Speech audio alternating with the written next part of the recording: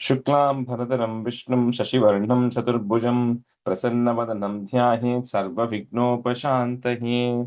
ॐ सहना भवतु सहनौ भुनक्तु सह वीर्यं करवावहै तेजस्विनावधीतमस्तु मा विद्विषावहै। ॐ शान्तिः शान्तिः शान्तिः। अगजानन पद्मार्कं गजाननमहर्निशम् अनेकदन्तं भक्तानाम् एकदन्तमुपास्महे। श्रीमहागणपतये नमः। गुरवे सर्वलोकानां विषजे भवरोगिणां निधये सर्वविद्यानां श्रीदक्षिणामूर्तये नमः। अस्मद्गुरुचरणारविन्दाभ्यां नमः। वसुदेवसुतं देवं कंसचाणूरमर्दनं देवकी परमानन्दं कृष्णं वन्दे जगद्गुरुं। ज्ञानानन्दमयं देवं निर्मलस्फटिकाकृतिम् आधारं सर्वविद्यानां श्रीहयग्रीवमुपास्महे। श्रीहयग्रीवमूर्तये नमः। सरस्वति नमस्तुभ्यं वरदे कामरूपिणि विद्यारम्भं करिष्यामि सिद्धिर्भवतु मे सदा। श्रीमहासरस्वत्यै नमः। उमाकोमलहस्ताब्जसम्भावितलनाटकम् हिरण्यकुण्डलं वन्दे कुमारं पुष्करस्रजं। வெற்றிவேல் முருகனுக்கு ஹர ஹரோஹரா. லோகவீரியம் மகாபூஜ்யம் சர்வரக்ஷாகரம் விபும் பார்வதி ஹிருதயானந்தம் சாஸ்தாரம் பிரணமாம்யகம். சுவாமியே சரணமையப்பா. வாகர்த்தாவிவ சம்பிருக்தௌ வாகர்த்த பிரதிபத்தயே ஜகதः பிதரौ வந்தே பார்வதி பரமேஸ்வரौ. ஸ்ரீ பார்வதி பரமேஸ்வராभ्यां நமः। कोमलं पूजयन् वेणुं श्यामलोऽयं कुमारकः वेदवेद्यं परं ब्रह्म तस्मै श्रीगुरवे नमः। अस्मद्गुरुचरणारविन्दाभ्यां नमः। श्रीकृष्ण गोविन्द हरे मुरारे श्रीनाथ नारायण वासुदेव। श्रीकृष्ण गोविन्द हरे मुरारे श्रीनाथ नारायण वासुदेव। श्रीकृष्ण गोविन्द हरे मुरारे श्रीनाथ नारायण वासुदेव। पीताम्बरं करविराजितचक्रशङ्खकौमोदकी सरसिजं करुणासमुद्रं राधासहायम् अतिसुन्दरमन्दहासं वातालयेशम् अनिशं हृदि भावयामि। कृष्णो रक्षतु मां चराचरगुरुः कृष्णं नमस्ये सदा। कृष्णेनैव सुरक्षितोऽहमसकृत् कृष्णाय दत्तं मनः। कृष्णादेव समुद्भवो मम विभो कृष्णस्य दासोऽस्म्यहम्। कृष्णे भक्तिरचञ्चलास्तु भगवन् हे कृष्ण तुभ्यं नमः। श्रीगुरुवायूरप्पा शरणं नम्राणां सन्निधत्ते सततमपि पुरस्तैरणभ्यर्थितानपि आर्तान् कामानजस्रं वितरति परमानन्दसान्द्रां गतिं च। इत्थं निःशेषलभ्यो निरवधिकफलः पारिजातो हरे त्वं क्षुद्रं तं शक्रवाटी ध्रुममभिलषति व्यर्थमर्त्यव्रजोऽयं। श्रीगुरुवायूरप्पा शरणं श्रीभट्टपादम् अनिशं हृदि भावयामि। वंशीविभूषितकरात् नवनीरधाभात् पीताम्बरात् अरुणबिम्बफलाधरोष्णात् पूर्णेन्दुसुन्दरमुखात् अरविन्दनेत्रात् कृष्णात् परं किमपि तत्त्वमहं न जाने. കൈരണ്ടും കൂപ്പി ഞാൻ വീണ്ടുമീറക്കുന്നു നീരജലോചന നിന്നോടായി. ഇതിനു മന്യനെ കുമ്പിടേന്താത്തോരു പ്രീതിയിൽ നീ എന്നെ പാലിക്കെന്നായി. കൃഷ്ണ ഹരേ ജയ കൃഷ്ണ ഹരേ ജയ കൃഷ്ണ ഹരേ ജയ കൃഷ്ണ ഹരേ. Good morning, everyone. All right, so we'll start with the review of 24. Ravi, you can do one half, and Gayatri, can you do the second half? 24.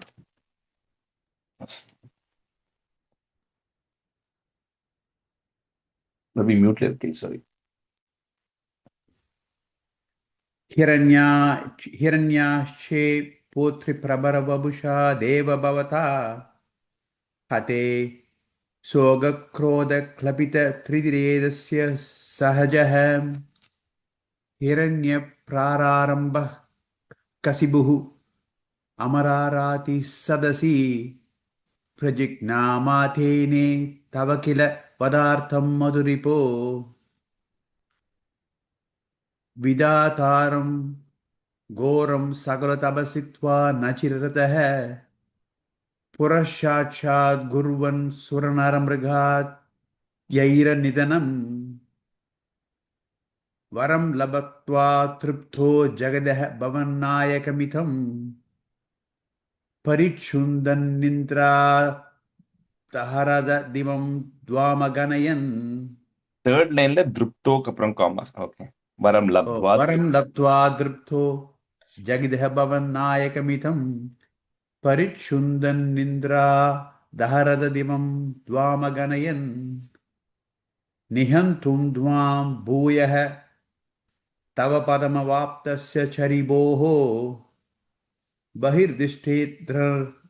बहिर्दृष्टेत् रन्ध्र धरिद हृदये सूक्ष्मवपुषा नदन्नुच्चैः तत्राप्य किल भुवनान्ते च मृगयन् वियायादं मत्वा सकलुजितकासि निववृते तदोऽस्य प्रह्लादः समजनिसुतो गर्भवसतौ मुनेर्वीणापानो हे अधिगत भगवत भक्ति महिमा அந்த லைன் பானேஹே, வீணா பானேஹே. मुनिर्वीणापाने हे अधिगत भगवत भक्ति महिमा सवैव जात्या दैत्यः शिशुरपि समेत्वद्दैरदिं द्वैरदिं गतस्त्वद्भक्तानां वरद परमोदाहरणताम्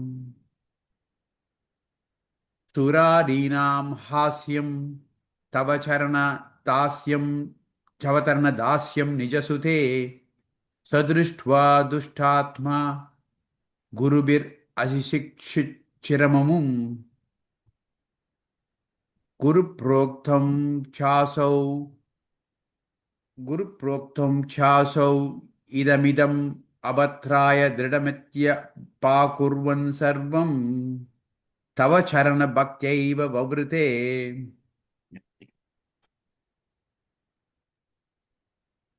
अदितेषु श्रेष्ठं किमिति परिपृष्ठेत् तनये भवद्भक्तिं वर्याम् अभिगदति पर्याकुलधृतिः गुरुभ्यो रोषित्वा सहजमति रसेत्य विविधन् वधोपाया नस्मिन् व्यत्नुत भवत्पादशरणे शशूलैराविधः सुभुः मथितो दिग्गजगणैः महासर्पे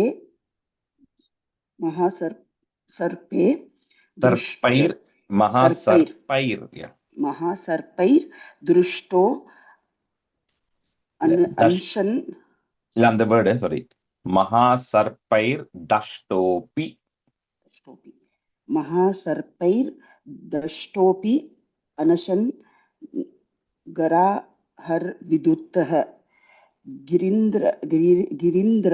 गिरीन्द्रवक्षुतोऽपि अहः परमात्मन् नै विभो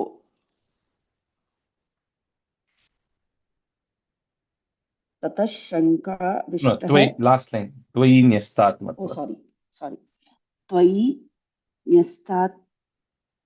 त्वयि न्यस्तात् मत्वात् किमपि न निपीडाम् अभजत्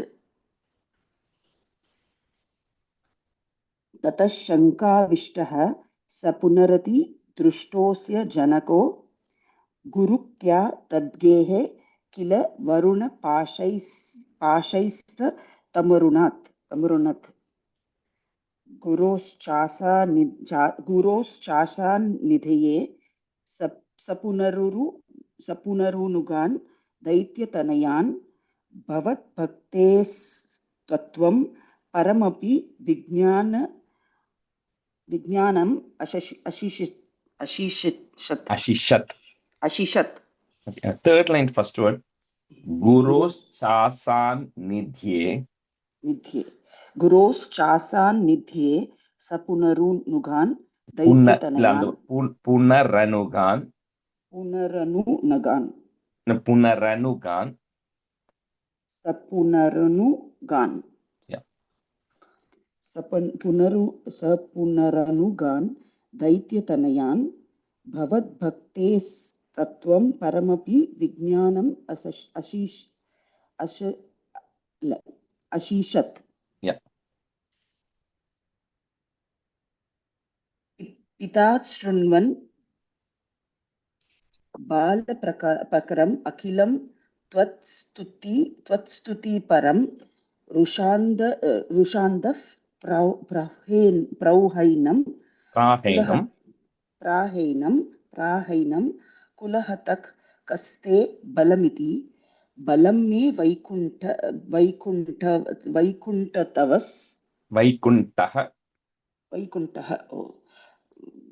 बलमे वैकुण्ठः तव जगतां चापि स बलं स एव त्रैलोक्यं सकलमिति धीरो यमगदीत् Dhiro Yamagadit. Dhiroyam Agadit. धीरोयम् अगदीत्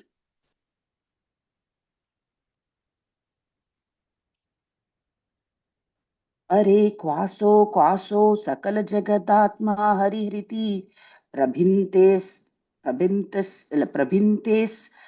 मस्तंभं चलितकरवालोदिति सुतः अथ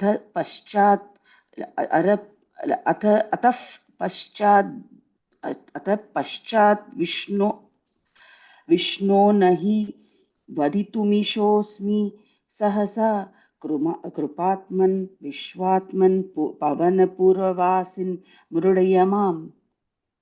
The third line la Paschad Vishnu adukapram comma. Okay. Ataf Paschad Vishnu comma. अतः पश्चात् विष्णु नहीं. All right. So I think we have to continue from. Sorry, what is that? 25th படிக்கணும்ல. And I think we'll do it next time. We'll do 25 next time. Yeah. Rajesh ji, on the ninth one, the second line, Dhiroyam, are we breaking that or? Yeah, I mean, if you are able to, like, I don't want to say Dhiroya Magadit or any other way. Either you say Dhiroya Magadit in one word continuously or Dhiroyam Agadit. Ga is not Dirga. Dhiroyam Agadit. No, it's just not Dirga. It's just Agadit. Oh, Ga. Okay. And then the seventh one, second line, Garahara Vidrutaha. Vidhutaha. Vidutaha. Okay. Yeah. Second dha in Sanskrit, Vidhutaha. Okay. All right. We'll start from stanza 4 today. Hi, Usha. I think we'll come back. So maybe, Usha, you can be student if you're available today. Yes. And Rajesh Vidya. அந்த sorry அந்த தேர்ட்ல 2 line தான் முடிச்சிருக்கோம். இன்னும் 2 line பாக்கி இருக்கு இல்லையா? Last time நம்ம 2 lines தான் முடிச்சோம். தேர்ட் ஸ்டான்ஸால sorry. Oh, is it? Third ஸ்லோகால ஃபர்ஸ்ட் 2 லைன்ஸ் தான் முடிச்சோம். தேர்ட் ஃபோர்த் முடிக்கல. All right. Okay, we'll do the last 2 then. Okay. இல்ல செகண்ட் 2 லைன் இந்த மாதிரி இருந்தது. நான் நோட்ஸ் எடுத்துட்டு இருக்கேன். பரவாயில்ல, அதனால ஒன்றும் ப்ராப்ளம் இல்ல. I think we did it. We must have finished the whole thing. ஃபுல்லா படிக்கணும்னு நான் நோட்ஸ் I எடுத்து. think from Khadgo இல்ல, Vargan மூணு முடிச்சிட்டோம். Nirgama Drishyamana Sumaha. I think it's together. I have notes on the third. Sorry. Yeah. Sorry. Okay. All right. We'll start from Usha, you can be student, and Vidya Medal, you can be student. So stanza 4, like I said, this chapter is a little tough. Next few stanzas are going to be very hard. So if you want to like break it further, we can do that. Stanza 4. Utsarpatvalibhanga bhishana hanu hrasvastaviyastaragrivam pivaradoshatoddgatanakha kruram shudurolbhanam vyomhollangi Ghana Ghanopamagana Pradvana Nirdhavita Spardhalu Prakaram Namami Bhavatas Tannara Simham Vapuhu. We saw in the last class about the incarnation as Narasimha, where he came out of the pillar. And then the first thing that Hiranyakashipu did was he heard, he didn't see anything. He heard a sound that he has never heard before, which was kind of piercing through the eardrums. And it said it was vibrating, reverberating throughout the entire Brahmandam, even displacing Brahma off his seats, right? So that was the amount of sound he heard. And then the person who he saw, which came outside on the pillar, was a beautiful description to say how it was, neither a man or a woman or an animal or any of those things. It was a combination of it. And in stanza 3 also, Bhattacharya continued the description of Narasimha, talking about his size, right? He was very massive in size. He had a large mane that was there. His mouth was wide open like a cave. The teeth, the molars were very visible like a lion. So the molars were very visible. And then the ears were big like a lion. And all of that he was describing. Even the nostrils of the lion were actually very massive in size. So that was in stanza 3. So in stanza 4, he's continuing the description. And in the end, he's saying, Namami Bhavatas Tannarasimham Vapuhu. He says, my namaskarams to that form of yours, O Guru Arpa, as Narasimha. Right. So here continues the description, saying even the chin of the lion, when you look at it, even the chin is very pronounced. So we all have a pretty, straightforward one. It's not scary at all. But for a lion, when you look at the chin, even that is very pronounced and very, scary looking chin because of the skins being folded on the chin. So he talks about that. The neck is very short. So it's because it's a lion on a human body, lion's face on a human body. So the neck was very stout, but it was a very short neck. And then the form of the body itself, he talks about, when you see all the actors, like Hrithik Roshan, they have like a body shape which is tapering down, which is kind of what he's talking. He's saying he has got a very wide shoulders, but a very thin waist. So his body was showing is very broad at the shoulder level. So he's showing massive upper body strength, right? And it was tapering down into the waist. And then, of course, the arms, multiple arms, right? So it says in this one, it says that he had hundreds, a little bit poetic exaggeration, but it also means it's got several arms, right? Not just 2 arms like a human, but he had several arms, and each of those arms, the nails were very pronounced, like because it's a lion, right? He's going to use his nails to get rid of Hiranyakashipu. So the nails were also very pronounced, and they were so sharp that there were rays coming out of it. It was emitting rays. It was very sharp nails. And of course, being an incarnation of Narayana, he was carrying Shankam, Chakram, Gadam, Padmam, and all the other things in his hands as well. So this is the massive size of Narasimha that Hiranyakashipu is seeing. Utsarpat Valibhanga Bhishana Hanu, Hrasva Staviyastara. So it's a hra sound. Hrasva Staviyastara. Put a plus. Grivam. And then a comma. Pivara Doshatodghata. Nakha Kruramshu Durolbanam. Utsarpat Valibhanga Bhishana Hanu Hrasvastaviyastara Grivam Pivara Doshatodgata Nakha Kruramshu Durolbanam. उत्सर्पद्वलिभङ्ग भीषणहनुं हृस्वस्थवीयस्तरग्रीवं पीवरदोषशतोद्गत नखक्रूरांशदूराल्बणम् Naka Kruramshu Durolbanam. नखक्रूरांशुदूरोल्बणम्. On the first line, I know some books may have the word Hanum, but if you have the im, you can remove it just to be consistent. I don't know why the difference between Hanu and Hanum is, but a lot of books just have Hanu. So we're just sticking with the word Hanu on the first line. Okay, no Hanum. Okay. No im there in the first line. Okay.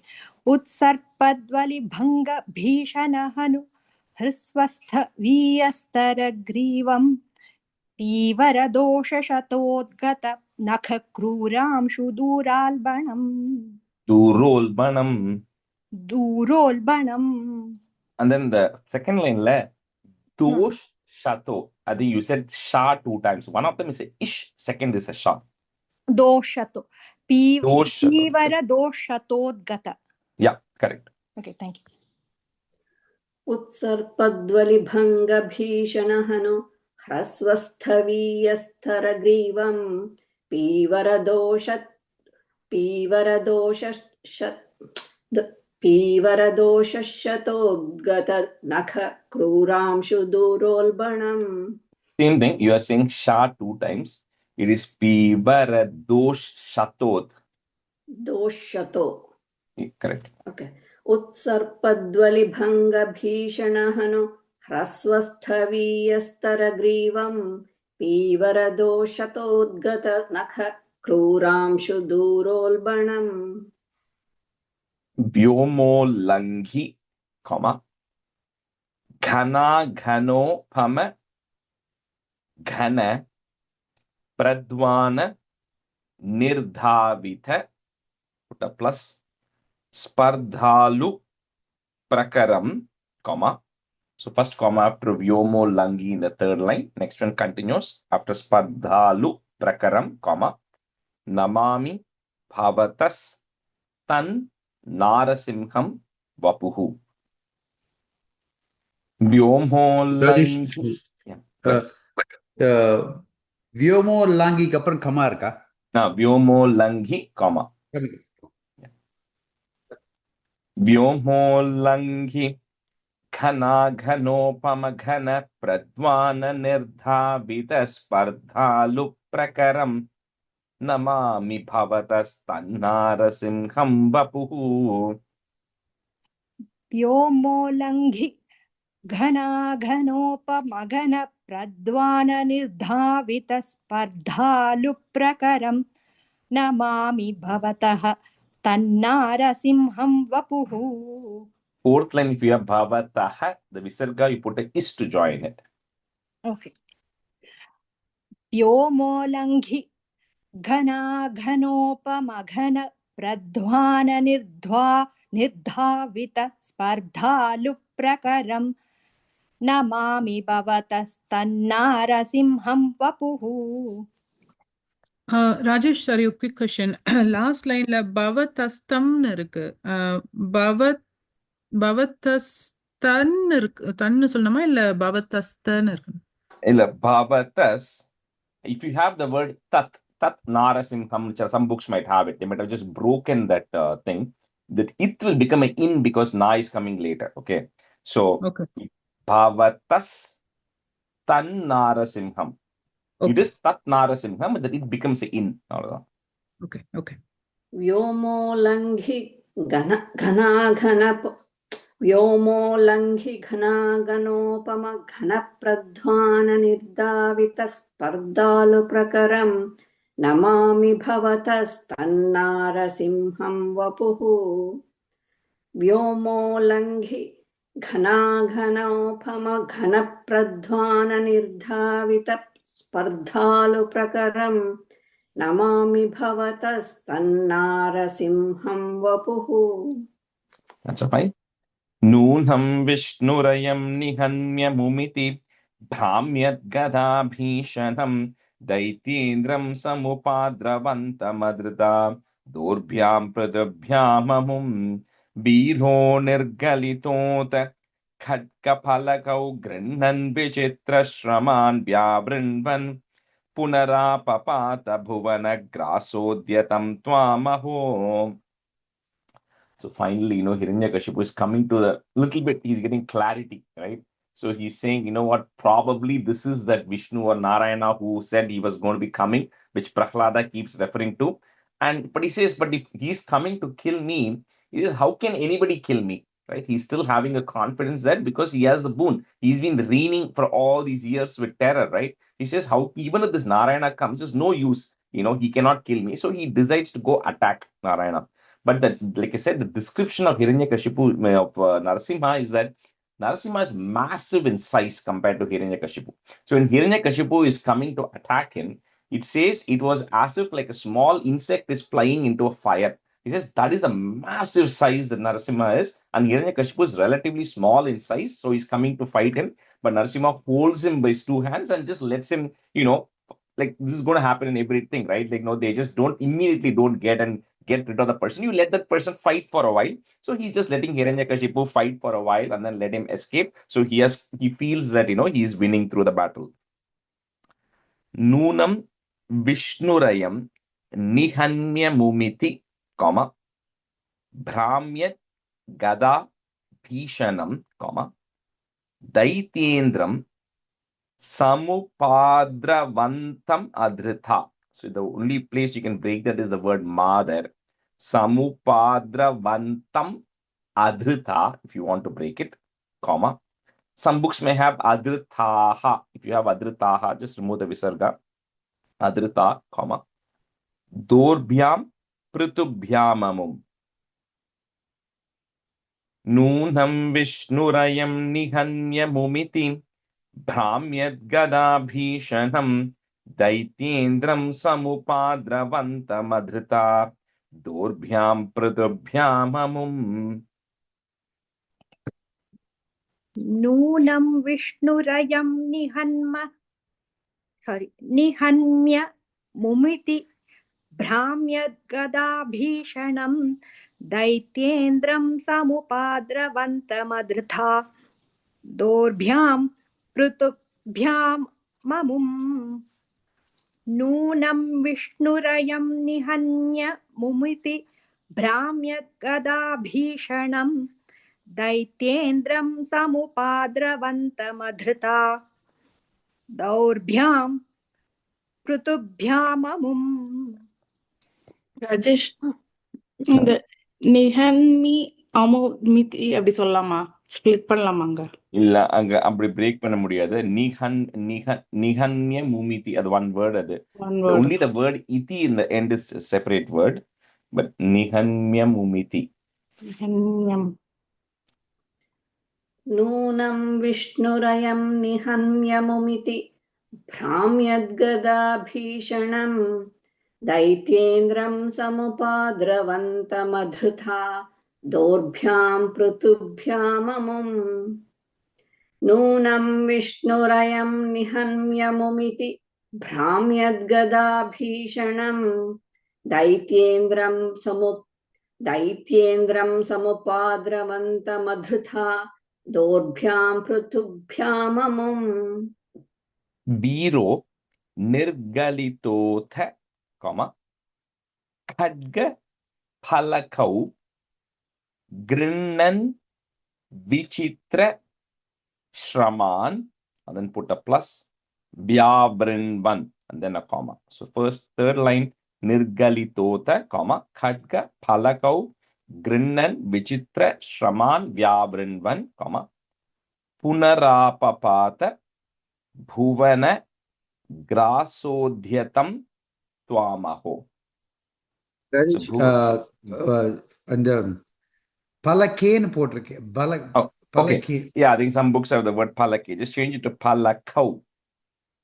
Khadgam refers to the sword, and palaka refers to the shield, what you hold the shield, right?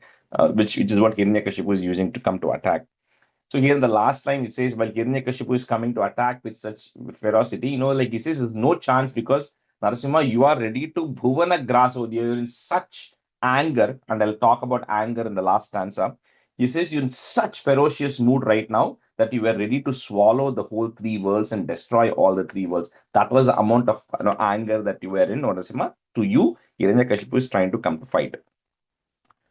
Viro nirgalitotha khadga phalakau grinnan vichitra shraman vyabrinvan punarapapata bhuvana grasodhyatam twamaho.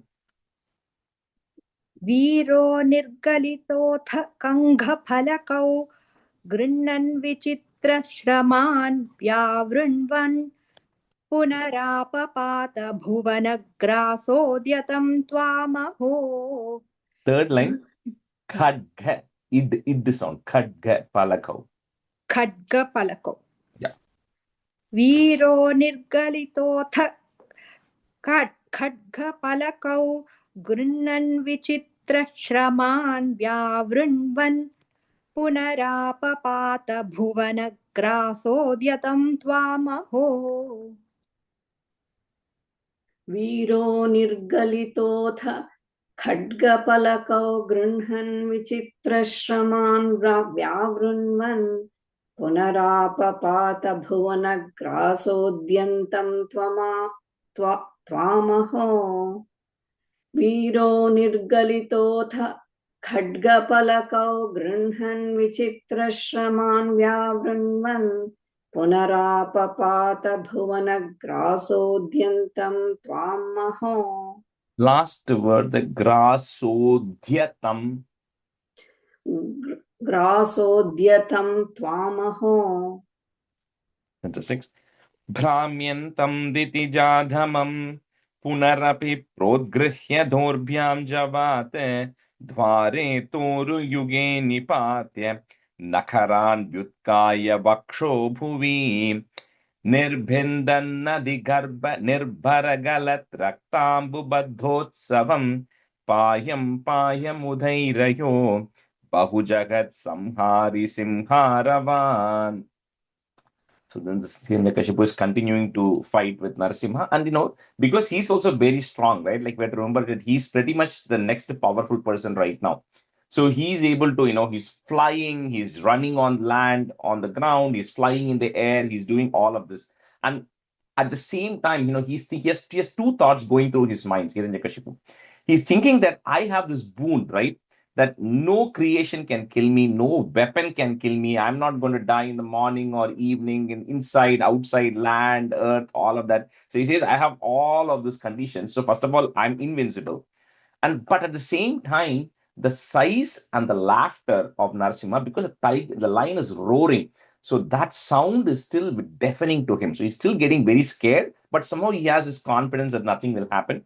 So at that time, when approximately, when the time actually comes to get rid of Hiranyakashipu, then Narasimha then very easily lifts Hiranyakashipu and then walks out and sits on the entrance, because that is neither inside nor outside. There's a transition place, and then puts him on his lap, right? And his feet is touching the ground, but Hiranyakashipu is not touching the ground, nor is he flying in the air. He's lying on the lap of Narasimha, and then he cuts and he pierces him with the nails, because nails, the tip of the nails grow, right? But the nail itself doesn't grow. So it's neither living nor non-living. This is some detailed definition, I'm sure, scientific explanation. So with that, in the twilight period between day and night, at the time, because he's a lion. So what does a lion do? A lion just pierces any animal through its nails, which is what Narasimha does. He pierces through Hiranyakashipu with his nails. And what does a lion do?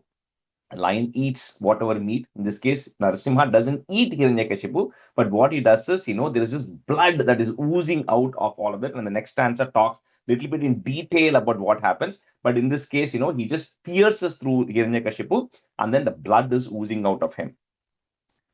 Bhramyantam ditijadhamam, punarapi prodgrihya dorbhyam javate, dware thoru yuge.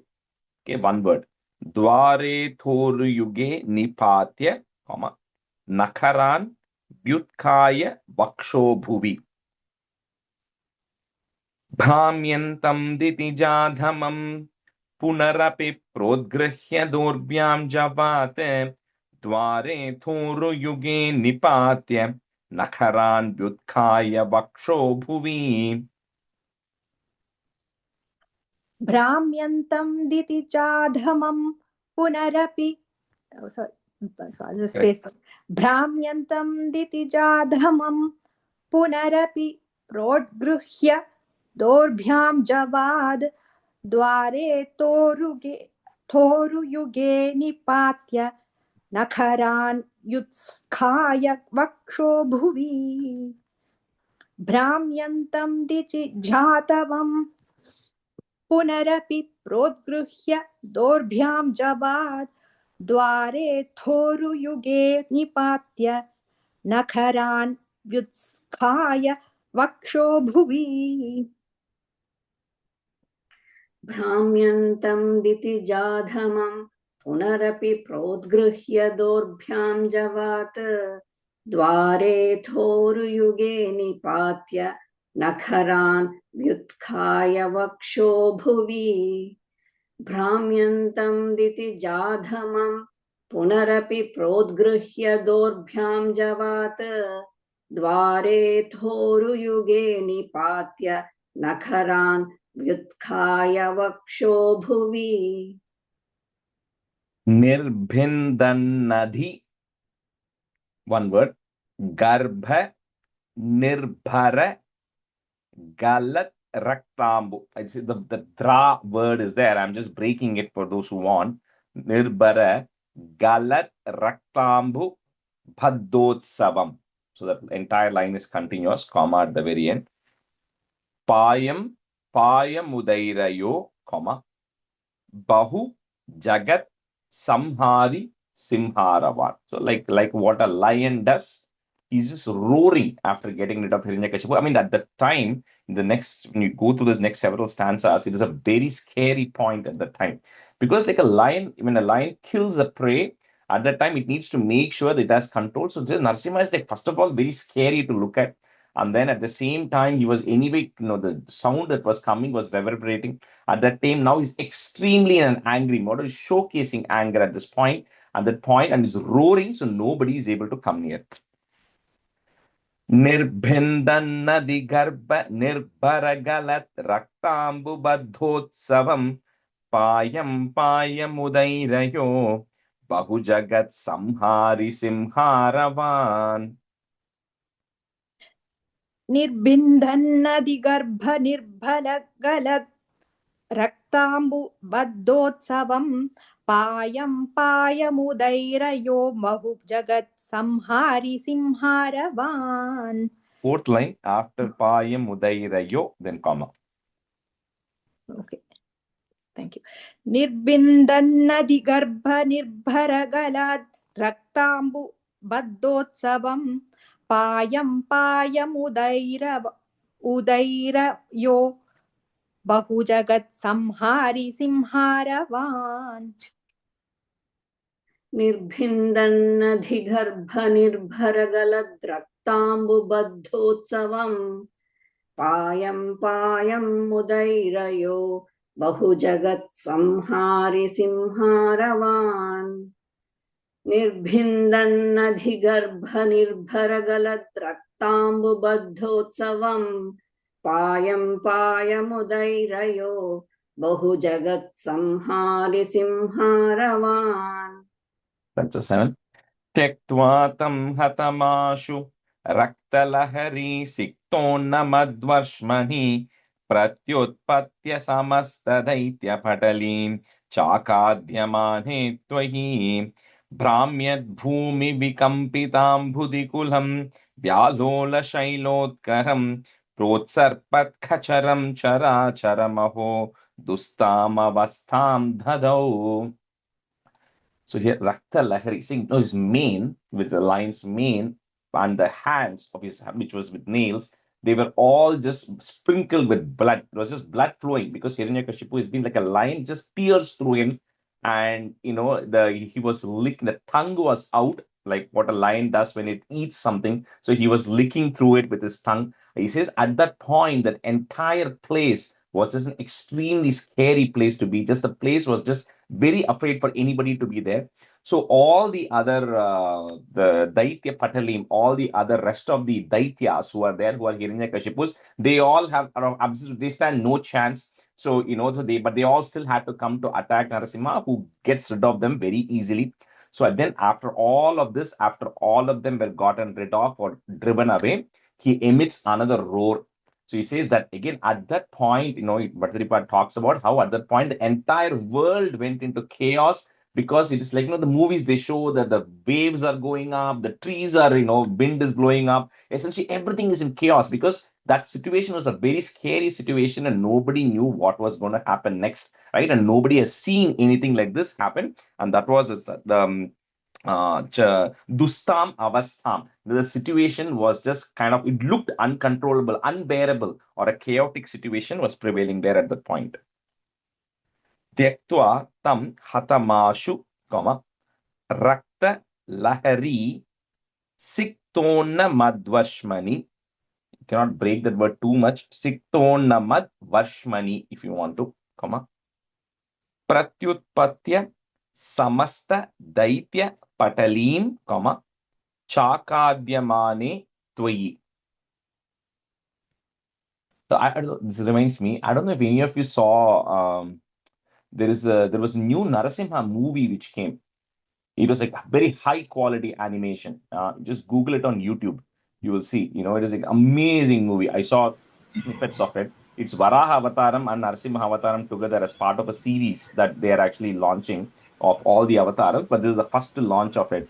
Very high quality animation, that came out. And even there, when you can see the portrayal of Narasimha was like was a massive in size compared to Hiranyakashipu. And then I didn't see this scene, but probably it is there on YouTube.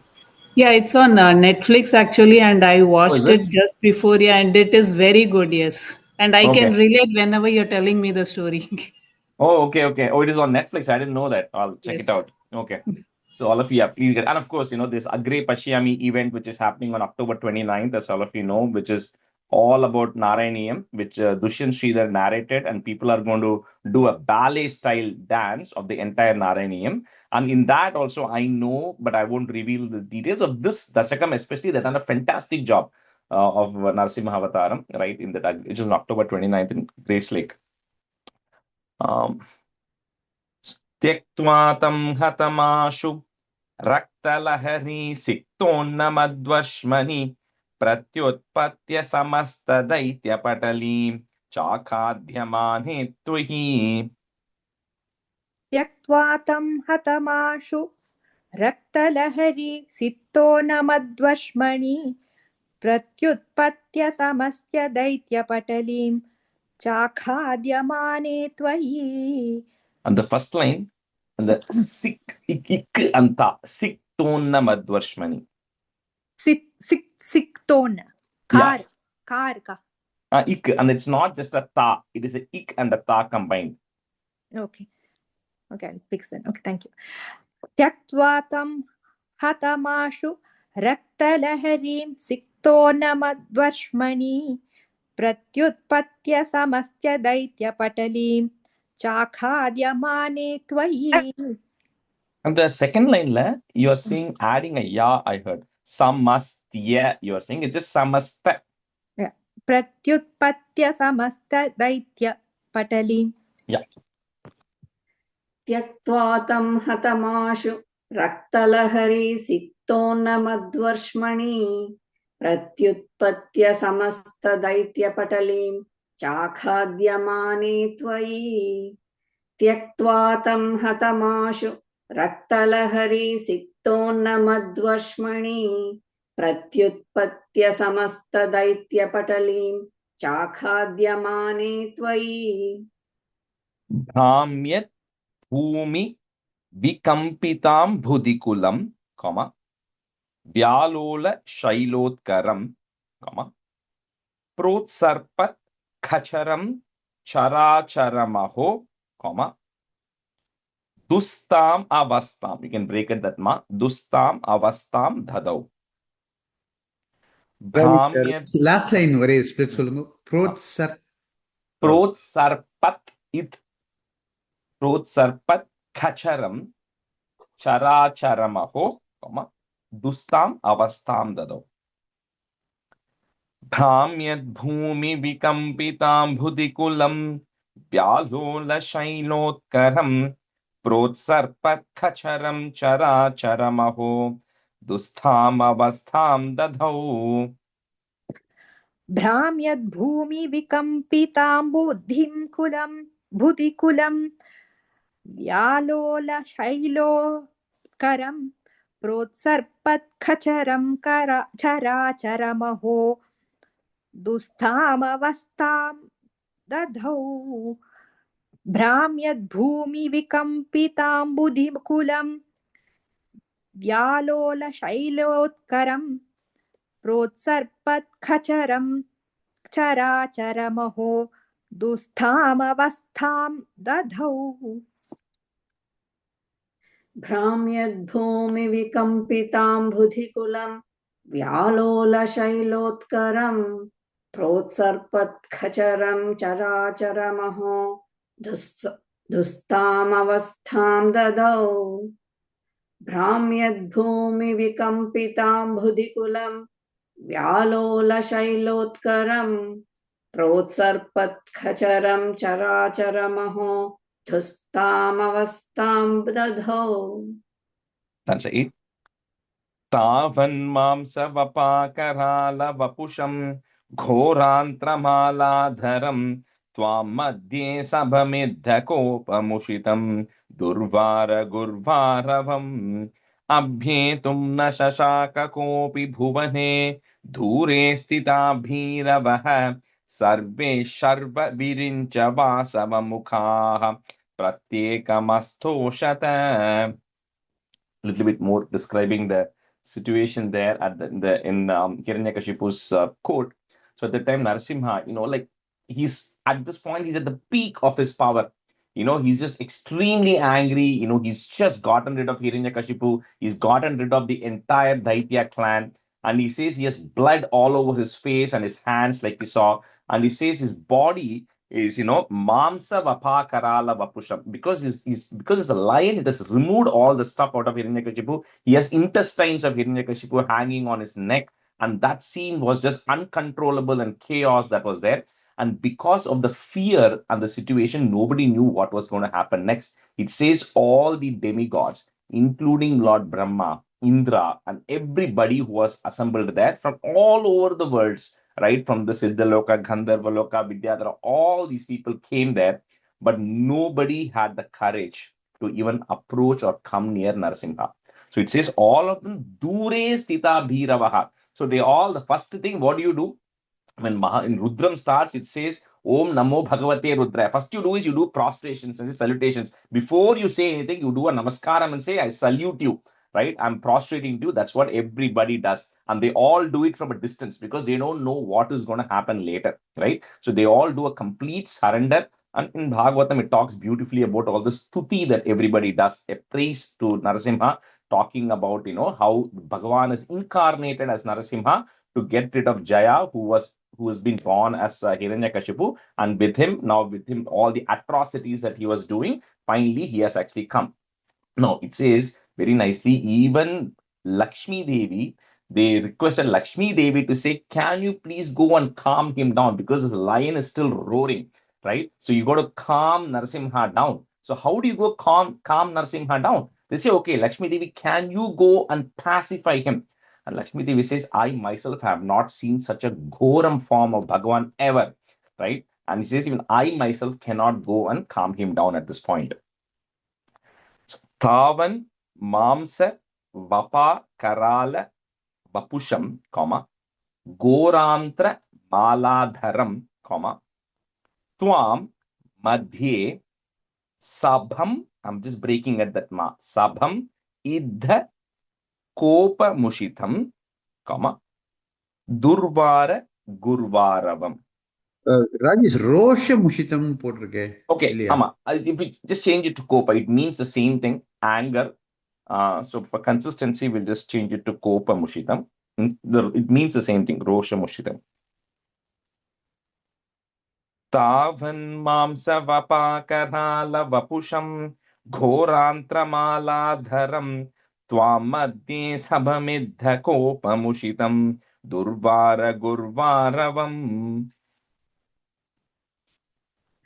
तावन्मांसवपाकरालवपुषं घोरान्त्रमालाधरं त्वामध्ये सबमिद्धकोपमुषितं दुर्वारगुर्वारवम् तावन्मांसवपाकरालवपुषं घोरान्त्रमालाधरं त्वामध्ये सबमिद्धकोपमुषितं Durvara Gurvaravam.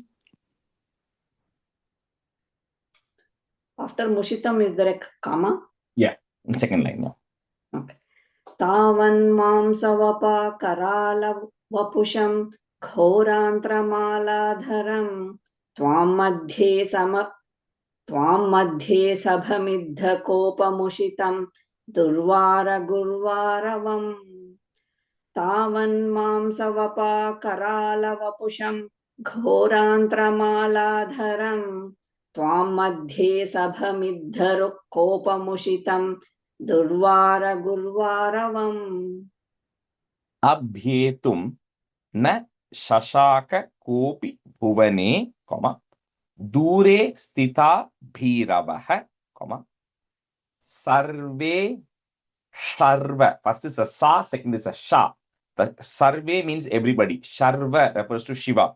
Sarve, Sharva, Virincha, Vasavamukhaha, Pratyekam Astoshata.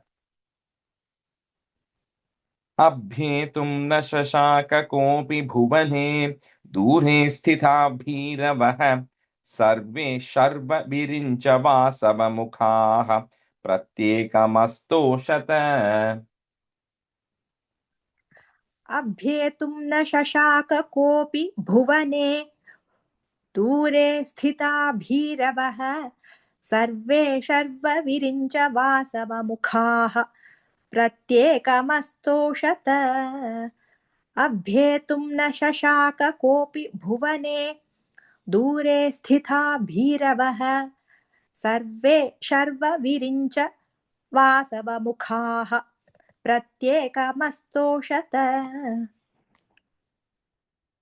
अभ्येतुं न शशाक कोऽपि भुवने दूरे स्थिता भीरवः सर्वे शर्वविरिञ्च वासमुखाः प्रत्येकमस्तोषत. Last line, Vidya. Vasavamukhaha. वासवमुखाः. अभ्येतुं न शशाक कोऽपि भुवने दूरे स्थिता भीरवः सर्वे शर्वविरिञ्च वासवमुखाः प्रत्येकमस्तोषत. We'll just switch second half. Baiju, you can be student, and Vidya Naman, you can be student. Stanza 9. भूयोऽप्यक्षतरोषधाम्नि भवति ब्रह्माज्ञया बालके प्रह्लादे पदयोर्नमत्यभवये कारुण्यभाराकुलः शान्तस्त्वं करमस्य मूर्ध्नि समधाः स्तोत्रैरतोद्घायतः तस्या कामदियोऽपि ते नितवरं लोकाय चानुग्रहम्. So when every single one, Brahma, Shiva, Indra, nobody, even Mahalakshmi, could not go and calm Narasimha down. At that time, Brahma said, there's only one person who can calm Narasimha down. Who? The greatest of the devotee. Because a devotee will never be afraid, especially of Bhagavan. He can never be afraid, right? You cannot use the word God fearing, because there's nothing to fear about God if you have true devotion, right? So Brahma says to Prahlada, you are the only one, right, who can actually go calm Narasimha down, because you are such a great devotee that we know for sure nothing will happen to you, right? So at that time, Prahlada goes, and the moment Prahlada goes and does prostrations to Narasimha, he immediately calms down, right? Because all that anger and that ferociousness, everything goes away. But more important than that, Prahlada had the confidence that nothing will happen to him. Because if such a situation was there, we won't even go near a lion to begin with, right? And then but this Narasimha is there, and then Prahlada goes confidently because he knows nothing is going to happen to him. So he goes, does the prostrations. At that time, Narasimha calms down, and then he takes his hand, Karamasya Murdni Samadaha. So he just takes his hand and puts it on top of Prahlada's head. Remember, Prahlada is 5 years old, 5 or 6 years old, very similar to Dhruva. So the moment Narasimha puts the hand on Prahlada's head, automatically everything that is to be known in this world, Prahlada has the knowledge right now. He already had the jnanam before from what Narada had preached, but of course directly the touch of Bhagavan, so he automatically gets everything that is to be known. And then Prahlada does a beautiful stuti in Bhagavatam, not in this. So he does a long stuti praising Narasimha, because now words are flowing out of his mouth, right? Because Narasimha has touched him. And then, of course, when he asks, what boon do you want? Because Bhagavan is coming and saying, tell me what you want, right? He says, Absolutely nothing, right? Just devotion to you is what I want. And lokaya chanugraham, because it's only for the blessings of the world, for the benefit of the world, that Prahlada says, I don't want anything. I just want that constant devotion to you. And that is the only request that Prahlada makes. Bhuyo pyakshata rosha dhamni bhavati, short e, comma, brahmajnaya balake prahlade. So put a plus there.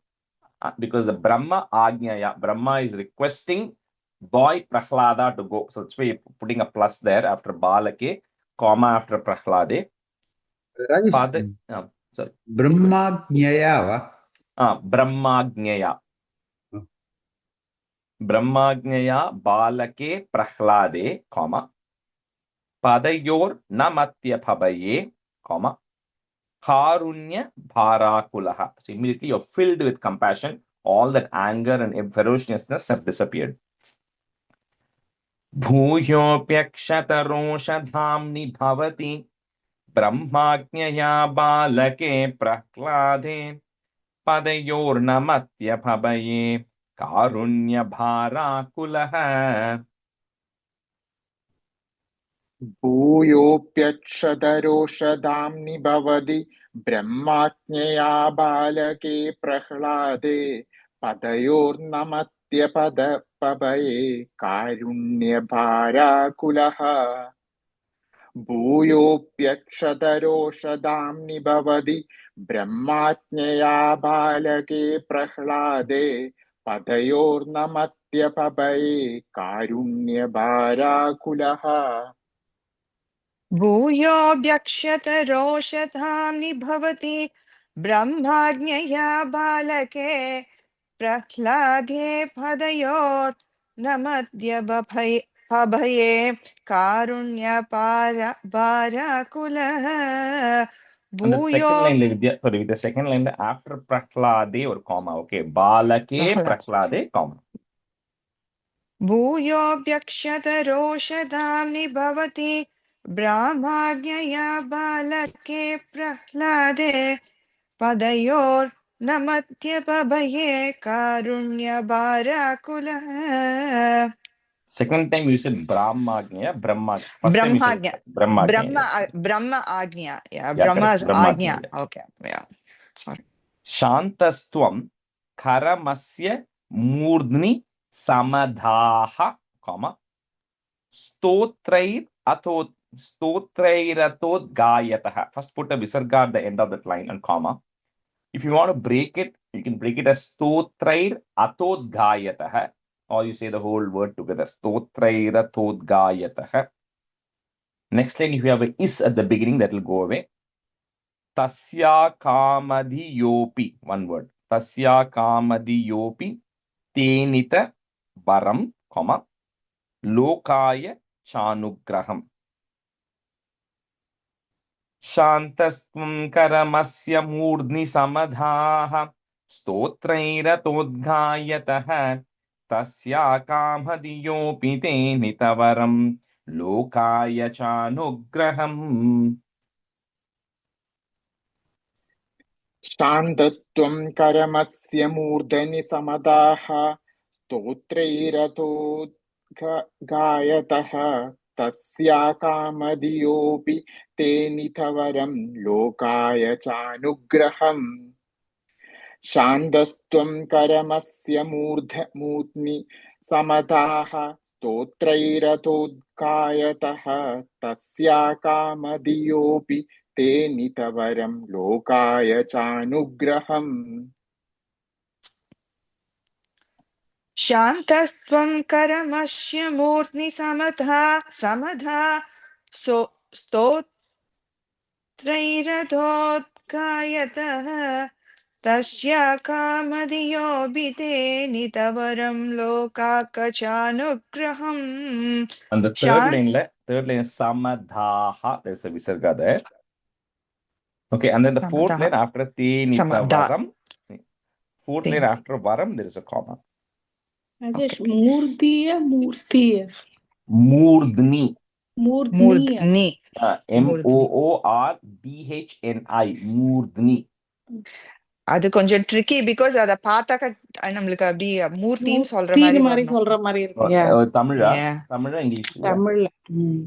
Tamil. Okay it's கொஞ்சம் Mudri is head. Yeah. शान्तस्त्वं करमस्य मूर्ध्नि समधाः स्तोत्रैरतोत्कायतः तस्याख्रामतियोऽभितेन वरं लोकाकचानुग्रहम्. The last line something is te nitha varam. Te na da sonana te nita. Yeah, and then the lokaya chanugraham. Das lokaya chanugraham. Okay. Stanza 10. Evam natida raudra cheshtita vibho श्रीतापनीयाभिधः श्रुत्यन्तस्फुटगीत सर्वमहिमन् अत्यन्तशुद्धाकृते तत्ताधृङ्निखिलोत्तरं पुनरहो कस्त्वां परो लङ्घयेत् प्रह्लादप्रिय हे मरुत्पुरपते सर्वामयात् पाहि माम्. So wraps his Dasakam up by saying, "Oh Narasimha, you are an incarnation of Narayana. You are pure Sattva Guna. There can be no rajas, any desire or any tamas, anger or ignorance like all of us have. So which means that everything you put up was just a show, just a show to make everybody else scared, because when the true devotee comes, your true Swarupam came out, which is you are always free from anger and you're always in pure, and he says it's also being said in other places, like this is a place called Tapaniya, which was another Shruti where they describe about Narasimha, which also talks about the qualities and the behavior of Narasimha, how is very shant, very calm Bhagavan, but of course for Hiranyakashipu he had to put up the show, So with that, this Dasakam comes to an end. Prahlada Priya, one who is very fond of Prahlada, Guruvayurappa, please eradicate all of my ailments as well. Evam natita raudra cheshtita Bibho, Shritāpaniyābhida, one word. Shritāpaniyābhida, put a plus. Shrutyanta, Sputa, Gita, Sarva, Mahimanna. You will have a double na in Sanskrit. First put a in, Mahimanna, Next word will start with the a. Atyanta, Shuddhakrite. एवं नाटित रौद्र चेष्टित विभो श्रीतापनीयाभिधः श्रुत्यन्त स्फुट गीत सर्वमहिमन् अत्यंत शुद्धाकृते. एवं नाटित रौद्र चेष्टित विभो श्रीतापनीयाभिधः श्रुत्यन्त स्फुट गीत सर्वमहिमन् Atyanta Shuddhakrite. Second line, first word. The shru is a short u. Shrutyanta. Shrutyanta. Okay. Thank you. Evam nadita raudra cheshtita vipo Shritapaniya shrutyanta sfudagita sarva mahiman Atyanta Shuddhakrite. एवं नाडित रौद्र सेष्टित विभो श्रीतापनीयाभित श्रुत्यन्त स्फुट गीत सर्वमहिमन् अत्यन्त शुद्धाकृते. एवं नाडित रौद्र सेष्टित विभो श्रीतापनीयाभित श्रुत्यन्त स्फुट गीत सर्वमहिमन् अत्यंत शुद्धाकृते. Tattadring, ing sound. Tattadring, nikhilottaram punaraho, kastvam paro langhayet, prahlada priya, he marutpurapate, so we're just pausing there for emphasis. Prahlada priya, great one who's very fond of Prahlada, comma, He Marutpurapate, O Guruvayarappa, comma, Sarva Mayat Pahimam. So we do the last line 3 times. So even when you're saying it, you just do the third line 1 time and the last line 3 times. Okay. Tattadhannikilottaram punaraho kastvam paro langhayet prahlada priya he marutpurapate sarvamayat pahimam prahlada priya he marutpurapate sarvamayat pahimam prahlada priya he marutpurapate sarvamayat pahimam. तत्तादृन्निखिलोत्तरं पुनरहो कस्त्वां परो लङ्कयेत प्रह्लादप्रिय हे मरुत्पुरपते सर्वामयात् पाहि माम् प्रह्लादप्रिय हे मरुत्पुरपते सर्वामयात् पाहि माम् प्रह्लादप्रिय हे मरुत्पुरपते सर्वामयात् पाहि माम्. One second. That's it. Okay, thank you. Tattatrinnikilottaram punaraho kastvam paro langaye prahlada priya he marutpurapate sarvamayat pahimam. Sorry, Prahlada Priya, comma, then He Marutpurapate, one word. Prahlada priya he marutpurapate sarvamayat pahimam. Prahlada priya he marutpurapate sarvamayat pahimam. Third time again the He Prahlada priya he marutpurapate sarvamayat pahimam. Krishnaya Parabrahmane Namaha. That was 24-25 Narasimha Avataram. So we'll now go to Dashakam 26, which is also a beautiful Dashakam, Gajendra Moksha Varnanam. Probably a lot of you already know the story of Gajendra, else we'll anyway talk through it. So we've seen a lot of devotees so far, right? We saw Dhruva in Dashakam 17. We saw about Ajamila, who then became a devotee, right? In Dashakam 22. In Dashakam 24, we saw about Prahlada. So here is another devotee, right? In Dashakam 26. But the thing that was common amongst all of them earlier was they were all in human forms, right? So, but the Bhagavan is not just for humans, he's for every single creature in this world, right? So here it is about an elephant, right? Who then also is a great devotee. Now, we say, how can animals be devotees? We're going to see some of that in this Dashakam itself. But for those of you who know about Guruvayur Keshavan, if you haven't heard of Guruvayur Keshavan, please go Google that today or check it on YouTube and see the story of Guruvayur Keshavan and how committed he was. Right? For those of you who've been to Guruvayur, there's a Siveli which happens inside the temple where the elephant carries Bhagavan. Sometimes in the afternoon, sometimes at night, it does 3 pradakshinams. And not every elephant gets a chance. Every year they have a race, right? To see who is the strongest elephant, who is the fastest elephant. And that elephant gets picked to be able to do that for the next 1 year. I don't know for how many years this Keshavan was the elephant which always used to win the race and always used to do it. And there's a very beautiful story of how his life also comes to an end, even when he was sick and he lost the race 1 year.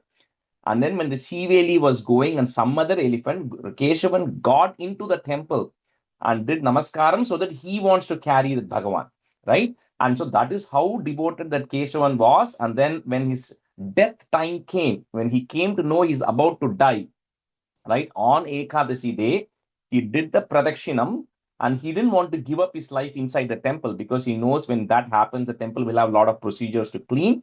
He then goes outside the temple and then faces Krishna and gives up his life, right? So there's a big statue. When you're entering Guruvayur inside the temple, when you're about to enter the Sannidhi, you'll see a big photo of Guruvayur Keshavan there, right? And his tusks are also still there. So that is such a great devotee that Keshavan was. We're going to see somebody who's very similar to that. Keshavan is very recent, right? In this 1980, I believe, he passed away or something like that, right? Anyway, this is happening long time back. This is happening at the time, I think, of the 4th Manu. So very, very long time back. And you will see that story. I know we have like about 20 minutes left, right, on this. Indradyumna Pandya Khandadhirajah Twadbhaktatma Chandanadrau Kadachit Twatsevayam Magnadhira Luloke Naiva Gastyam Praptamatitya Kamam. Like I said, long time back, in the Dravida Desham, means in the southern portion of India, right? In that area, there was a king.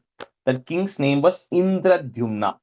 This Indradyumna was a very great devotee. So he finished his, his life as a king. And like some great devotees used to do is they used to renounce everything at a certain time. And then they all used to go to the forest. And then they used to stay in the forest for a long time. Then they used to become a sannyasi, right? Vanaprastham and then sannyasi. So he had completely given up everything. So in the Malaya mountains, he was there. He had an ashrama there. He was always engaged in your austerities, always engaged in your prayers and worshipping Bhagavan. So at that time, one day, Agastya Muni happens to come there with his disciples. So when all these great Munis come, they expect everybody to respond to them, to welcome them. And, this is standard etiquette. They expect them to follow. But because Indradyumna was in maintaining silence and he was in the middle of all of this, he did not see Agastya come. So when he did not see Agastya come, Agastya got a little upset about it. Indradyumna, put a F. Indradyumna Pandya Khandadhirajah, put a visarga, comma, Khandadhirajah, comma. Next line, if you have is, that goes away. Tvat Bhaktatma Chandanadrau Kadachit Tvat Sevayam Magna Dhiraluloke, comma, Naivagastyam Praptam, I'm breaking that ma, Praptam Aditya Kamam. Indradyumna Pandya Khandadhirajah Twadbhaktatma Chandanadrau Kadachit Twatsevayam Magnadhira Luloke Naiva Gastyam Praptamatitya Kamam. Indradrumnaha Pandyakhandadhirajah Todbhaktatma Chandanadrau Kadachita Totsevayam Dhira Luloke Naivagastyam Praptamaditya Kamam. First line Indradyumna, if sound instead of the visarga. Indradrumna Pandyakhandadhirajah Todbhaktatma Chandanadrau Kadachita Totsevayam Magnadhira Luloke Naivagastyam Praptamaditya Kamam. Second line Chandanadrau. Second time is a Chandra. You said maybe mistake. Chandanadrau. Chandanadrau. Thank you. Indradyumna Pandya Khandadhiraja Tvatbhaktatma Chandanadrau Kadachit Tvatsevayam Magnatira Luloke Naiva Kastyam Praptamaditya Kamam. First line la and the Khandadhirajah. Sargam. Indradyumna Pandya Khandadhirajah Tvatbhaktatma Chandanadrau Kadachit Tvatsevayam Magnidhira Luloke Naiva Gastyam Praptamaditya Kamam. Answer 2. Kumbhodbhute Sambhrata Krodha Bharah Stabdhatma Tvam Hasti Bhuyam Bhajeti Shaptwatainam Pratyaghatsopi Lebe Hastindratvam Tvatsmriti Vyakti Dhanyam. So these great rishis, they're also very powerful, So he's this Agast Kumbhodbhuti means somebody who's born out of a kumbham, somebody who's born out of a pot. So Agastya, very similar to the Kauravas, Agastya was also born out of a pot. So he's called Kumbhodbhuti. So this Agastya gets very upset at Indradyumna and he curses Indradyumna, saying that, Indradyumna, you are supposed to be a great king. You were a great king. You are now here at Vanaprastham. You are supposed to be very open, respectful of all, but you don't seem to be, right? You don't seem to be that gentle. And he says, may you become, what you are behaving with like right now, which is you're going to become dull and dumb like an elephant. The elephant is very strong, right? Massive in size, but it is very static. It's always just standing. It is not very active. It is just generally it's happy standing and just moving around. So he says you're going to become dull like an elephant. And because the intelligence is not commensurate with the size, the strength of the elephant, it might be strong, but it is different, just massive in size, but it is generally just standing. Says you're going to become like that. And because you are also very proud, elephants, it says the elephants are supposed to be proud animals. I don't know, but it says because of that, of your pride, you will become like an elephant. So in this next birth, right? So when that curse is given, like we saw what happened to Narada, when we saw the Daksha Charitram in 23, when Narada was cursed by Daksha, saying that you are not going to have a house, these great devotees do not retaliate. They say, so be it.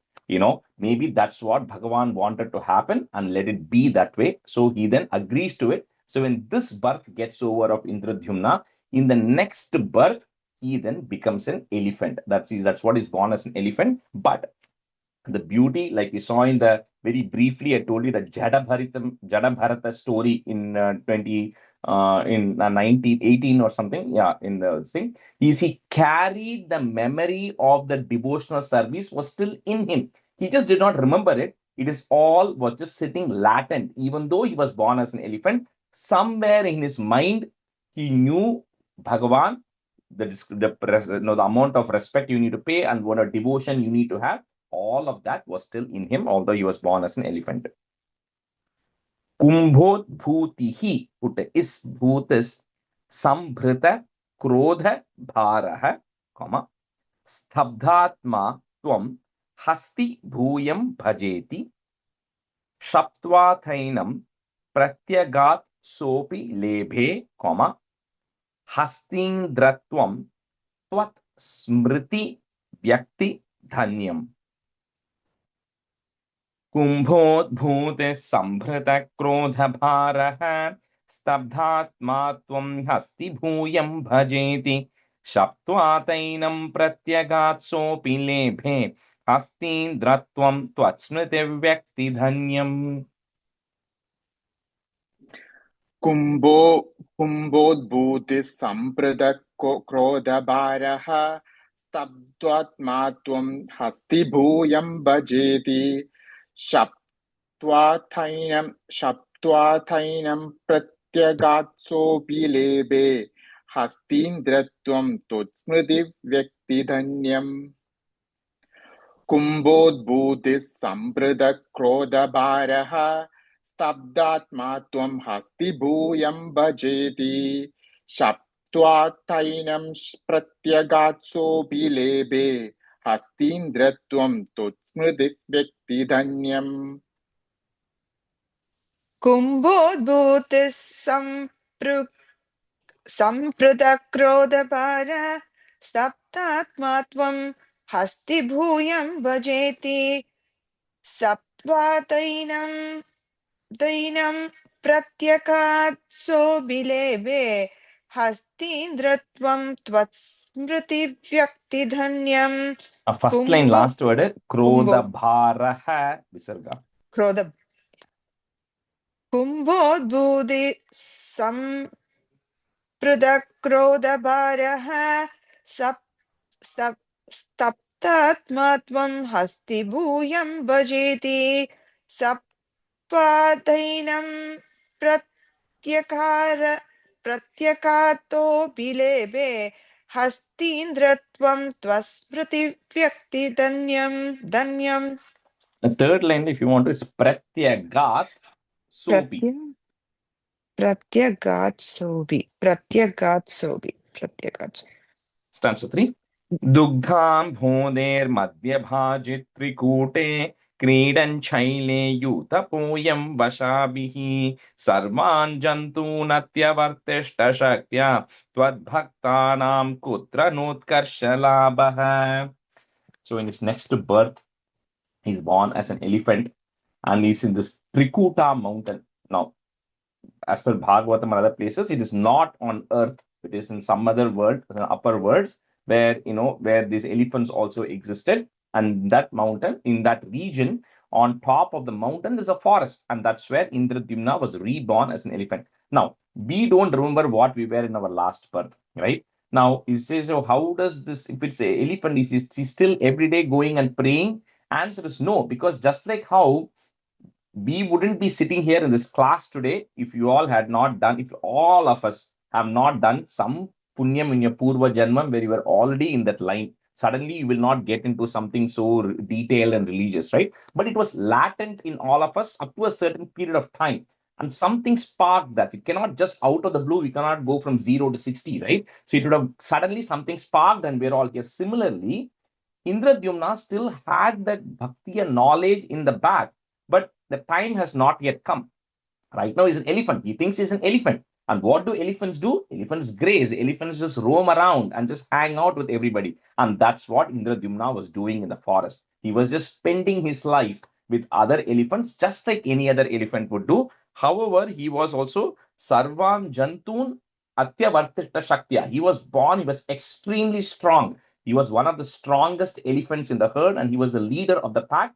And Bhattacharya says, Tvad Bhaktanam, Krishna, your devotees, when will they ever have to worry? What will they ever have to worry about? Of course, he's going to be a strong person because he's one of your greatest devotees from the previous life, right? So he's carrying that, but he doesn't realize it.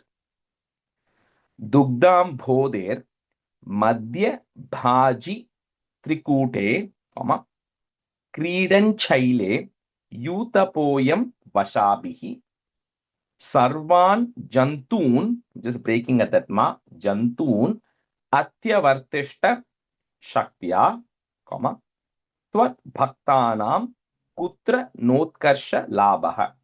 So he's a male elephant. So he's hanging out with all the female elephants, like all elephants do. He is just spending his time that way. Dugdam Bhoder Madhya Bhajit Trikute Kridan Chaile Yutapoyam Vashabhihi Sarvan Jantunatyvartishta Shaktya Tvad Bhaktanam Kutra Notkarsha Labha.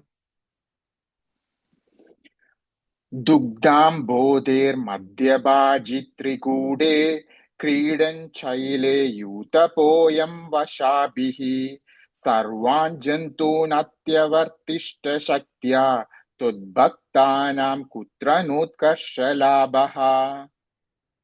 Dugdam Bodher Madhyabajitrikude Kridan Chaile Yutapoyam Vashabhihi Sarvan Jantunatyavattishta Shaktya Tudbhaktanam Kutra Notkarsha Labha. Duktam Bode Madhyabajitrikude Kriten Shaile Yudaboyam Vashabhihi Sarvan Jantun Adyavartishta Shaktya Tvatbhaktanam Kutrarodkarshalabha.